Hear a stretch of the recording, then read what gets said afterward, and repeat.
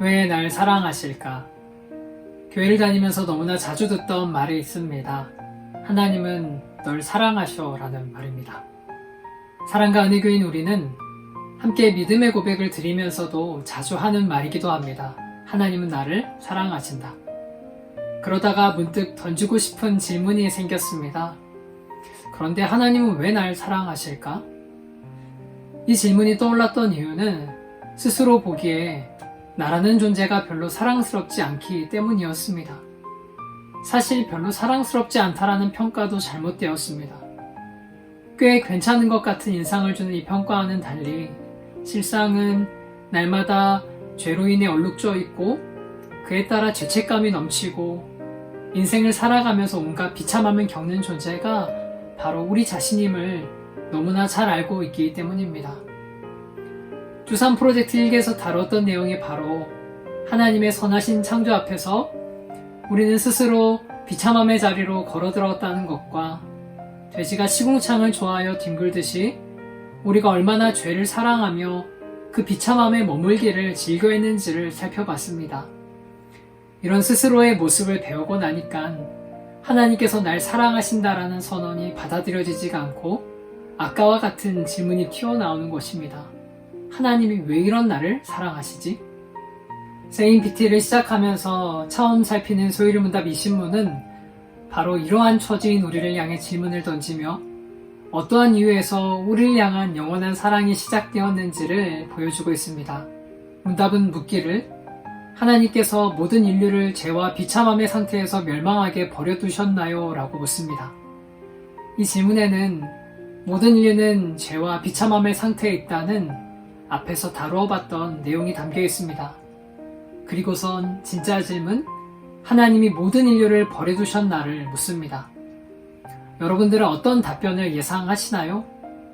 예상되는 답변을 말하기에 앞서서 지난 4문에서 배웠던 하나님은 어떤 분이신가요? 라는 문답을 떠올려 본다면 하나님은 거룩하심과 공의하심이 영원하시고 불변하신 분이심을 기억할 수 있을 것입니다. 즉, 하나님께서는 죄 가운데 살아가는 자들을 향해서 거룩과 공의의 실행을 마땅히 행하셔야 하는 그런 분이십니다. 우리의 일상은 찬송과 저주가 한 입에서 나오고 믿음과 불신이 섞여서 온탕과 냉탕을 왔다 갔다 하는 처지를 생각해 본다면 하나님께서는 죄와 비참함에 있는 자들을 향해 어떻게 행하셔야 할까요? 문답이 이 질문에 답을 하는데 우리의 예상과 달리 다른 이야기로 답을 합니다. 버려두심이 아니라 선택하심에 대해서 말하기 때문입니다. 문답의 언어를 다시 되짚어 볼까요? 하나님께서는 순전하고 선하신 기뻐하신 뜻대로 영원전의 몇몇을 영원한 삶을 위해 선택하셔서 은혜의 언약 관계로 들어가셨습니다. 문장의 구성을 통해 답변을 살펴보면 이 모든 일을 누가 하냐면 하나님께서 하신다고 하고 언제 이 일이 일어났냐면 영원 전에 되어진 일이라고 말합니다. 그리고 왜 이 일이 일어났냐면 영원한 삶을 주시기 위함이라고 말하며 무슨 일이 있었냐면 몇몇이 선택이 되어서 은혜의 언약 관계가 맺어졌다고 합니다. 이렇게 문답에 사용된 단어 하나하나는 당대 작성자들이 이렇게 하면 좋겠다고 해서 다수결로 정해질 수 있는 게 아니었습니다. 왜냐하면 매주 첫 회의 시작에 앞서서 모든 참석자들은 나는 하나님의 말씀에 가장 일치한다고 믿는 것 외에는 어떠한 교리도 주장하지 않겠습니다 라고 맹세한 뒤에 모든 모임을 시작했기 때문에 그렇습니다. 다시 말해 모든 표현은 성경의 지지 없이는 의결될 수 없었던 것입니다. 그렇다면 정말 하나님께서는 죄와 비참함 중에 있는 인류를 버려두지 않고 죄인들을 선택하시고 구원하셨을까요? 성경 말씀은 그렇다라고 이야기합니다. 곧 창세전에 그리스도 안에서 우리를 택하사 하나님의 영원전에 택하심이 등장합니다. 하나님께서는 그리스도를 선택하셨고 그리스도 안에 있는 자들 또한 다시 살리기로 선택하십니다. 바로 이 선택하시는 일이 구원을 베푸시는 은혜의 언약을 맺는 방식이었습니다. 그렇기에 오늘 PT 첫머리에서 던졌던 질문 왜 날 사랑하실까에 대한 대답은 우리에게 없고 하나님과 온전히 그리스도 안에 있었던 것입니다. 문답이 말하길 하나님의 선하고 기뻐하신 뜻으로 인해 이 선택과 구원의 일이 있었지 나의 잘남 또는 나의 예쁨이 아니라는 것이죠. 그래서 영원전에 택하심을 받아 구원을 누리는 성도들은 결코 그 구원을 나의 공로로 자랑할 수도 택함을 받아 구원의 은혜로 들어간 것을 하나님의 사랑을 받은 것을 이 모든 것들을 나의 공로로 돌릴 수 없는 것입니다. 그래서 바울은 이를 정리하며 믿음이 생겨난 것도 하나님의 선물이며 모든 거룩한 순종을 통해 구원의 길을 갈 수 있도록 성령을 주시는 것도 다 하나님의 선물이라고 선언했던 것이죠.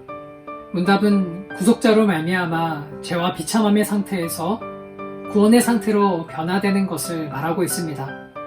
아직 구원에 대한 감격이 없다면 구원받으면 뭐가 좋다는 거지? 라며 질문할 수도 있겠습니다.